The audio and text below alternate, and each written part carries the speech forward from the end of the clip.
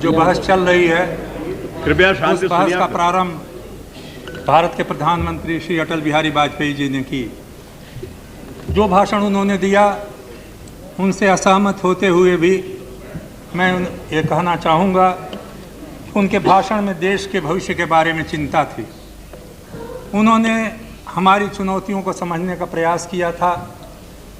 उन्होंने देश को एक दिशा में ले जाने के लिए हमें संकेत दिया था। ये बात दूसरी है कि उसके बारे में विभिन्न विचार हों और मेरे विचार उनसे सहमत नहीं हैं, लेकिन गुरु आज भी हैं।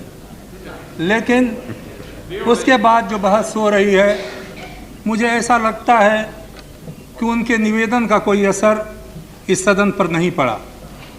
दोनों तरफ से सर मत हिलाइए, आप भी उसी में हैं। केवल एक दूसरे की आलोचना, एक दूसरे पर कटाक्ष, पुराने गीत दोहराने की बातें, पुरानी कुरीतियों का, पुराने कुकृत्यों का बखान इस सदन में हुआ है। कैसे सरकार बनी, कौन लोग सरकार में आए, किस तरह से एकता हुई, उस एकता के लिए कोई प्रसन्न एजेंडा है या नहीं, इससे मेरा कोई मतलब नहीं। मुझे इससे भी कोई मतलब नहीं कि भारतीय जनता पार्टी आगे क्या करेगी। भारतीय जनता पार्टी के बारे में मेरे विचार मैंने एक बार नहीं अनेक बार कहे हैं। हमारे इन मित्रों में से बहुतों को आशा रही होगी, हमें तो कोई आशा नहीं थी कि भारतीय जनता पार्टी अचानक ही बदल जाएगी। चाहे जो कुछ भी आप कहें, आप बदलने के लिए स्वतंत्र नहीं हैं, क्योंकि भारतीय जनता पार्टी संघ परिवार का एक सदस्य है और भारतीय जनता पार्टी ये जानती है कि राष्ट्रीय स्वयंसेवक संघ से हमारा जितना भी विरोध हो, वो संगठित, निष्ठावान, संकल्प वाले नवयुवकों का एक संगठन है। मैं जब ये बात आज नहीं कह रहा हूँ, आज से बरसों पहले हमारे बहुत मित्रों ने इसके लिए आलोचना की। जब उन्होंने कहा स्वदेशी का आंदोलन चलाएंगे, तो हमने कहा मैं उनका साथ दूंगा। हमारे मित्र मुरली मनोहर जोशी जी आज जो स्वदेशी की परिभाषा कर रहे थे, मैं सोच रहा था कितना बदल जाता है इंसान सरकार में आने के पहले और सरकार में आने के बाद। मैं आपसे ये कहना चाहूँगा कि बदलेगा तो नहीं, भारतीय जनता पार्टी बदलेगी नहीं और बदलनी भी नहीं चाहिए, आपसे आशा भी नहीं है। लेकिन जब सरकार चला रहे हैं, जब प्रधानमंत्री जी ये कह रहे हैं कि हमको सहमत का रास्ता अपनाना ढूंढना चाहिए, मिल करके काम करना चाहिए, तो मैं कुछ सवाल आपके सामने रखना चाहूँगा। समझौते क्या हुए, किसके कितने मंत्री होंगे, ये बातें अलग की हैं। मंत्री आते हैं चले जाते हैं, प्रधानमंत्री आएंगे चले जाएंगे, ये देश रहेगा। लेकिन कुछ बुनियादी सवालों पर मैं प्रधानमंत्री जी से जरूर चाहूँगा कि इस देश के बारे में आप हमें बताएं कि किस रास्ते पर इस देश को ले जाना चाहते हैं।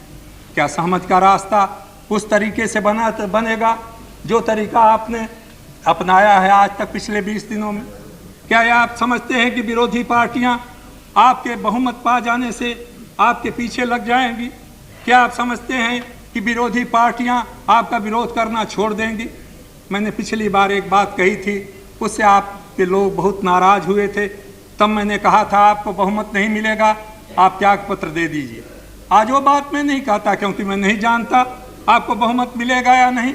लेकिन प्रधानमंत्री जी, आप विदेश मंत्री रहे हैं, आपके निकट संपर्क में रह करके मुझे काम करने को मौका मिला है। मैं ऐसे आपसे जानना चाहता हूं, भारत के प्रधानमंत्री जो संयोग से विदेश मंत्री हैं, क्या आप चीन के बारे में अपनी नीतियां बदलने वाले हैं? क्या तिब्बत के ऊपर भारत का दृष्टिकोण बदला है?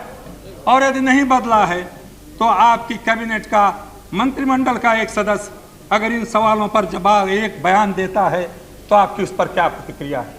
क्या देश को चलाने का ये रास्ता है? क्या देश इस रास्ते पर चलेगा? क्या कोई संसदीय जनतंत्र चलाने में कैबिनेट की, मंत्रिमंडल की संयुक्त जिम्मेदारी होती है या नहीं है? सभापति जी, मैं चाहूँगा, क्योंकि मैं बुनियादी सवालों को 2-4 का कुछ मिनटों में कह करके समाप्त करना चाहूँगा। मैं जानता हूँ एक सिद्धांत है, सेना का उपयोग नहीं होना चाहिए आंतरिक मामलों में, हम सब जानते हैं। लेकिन क्या मंत्रिमंडल के सदस्य को स्वतंत्रता है कि किसी की हालत में वो कहे कि किसी भी स्थिति में सेना आंतरिक मामलों में हस्तक्षेप नहीं करेगी? अगर सेना में ही विद्रोह हो जाए, और मैं कल्पना नहीं कर रहा हूँ 1984 में जब हुआ था एक समय, आपके मंत्रिमंडल के एक सदस्य ने बयान दिया है, अखबारों में मैंने पढ़ा है, मैं नहीं जानता, तो उस समय कौन जाएगा? कोई वॉलंटियर कोर जाएगा वहाँ पर? अगर पुलिस की कोई टुकड़ी विद्रोह कर दे, दिल्ली में हुआ, उत्तर प्रदेश में हुआ, बिहार में हुआ, ऐसे सवालों पर मंत्रिमंडल के सदस्य अगर बयान देते हैं तो क्या हमारे लिए ये मन में शंका नहीं पैदा करती? क्या हमारे मन में नहीं लगता कि ये सरकार किसी भी हालत में देश को चलाने के लिए न गंभीर कदम उठा सकती है, न इसमें कोई मानसिकता है, सिवाय इसके कि ये सरकार किसी तरह से कुर्सियों पर बैठा रहना चाहती है। भविष्य के